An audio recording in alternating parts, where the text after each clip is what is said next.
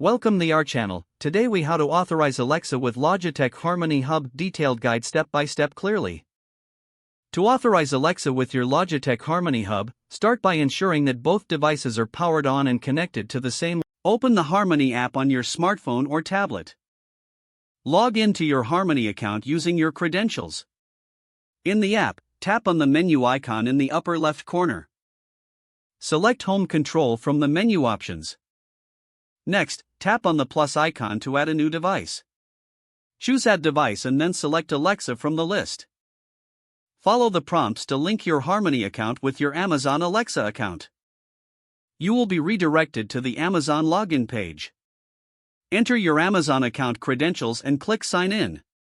Grant the necessary permissions by tapping Allow to connect Harmony with Alexa.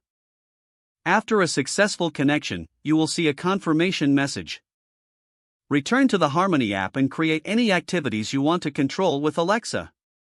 Once your activities are set up, open the Alexa app on your smartphone.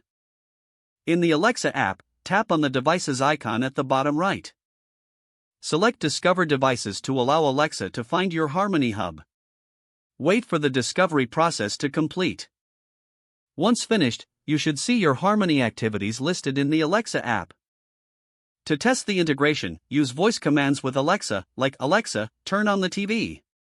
If everything is set up correctly, Alexa should successfully. If the page does not load, refresh the browser or try again in a private or incognito window.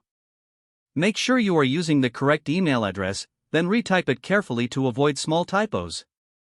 If your password is not accepted, use the reset option and create a new strong password you can remember.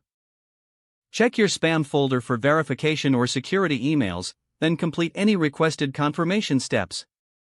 Enable two-factor authentication if available to improve account security and reduce unauthorized access risk.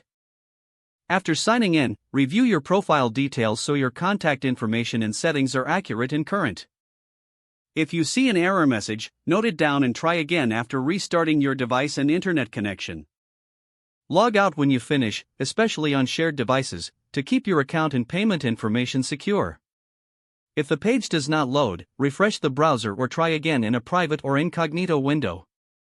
Make sure you are using the correct email address, then retype it carefully to avoid small typos. Don't forget to like this video and subscribe to our channel for more step-by-step tech guides.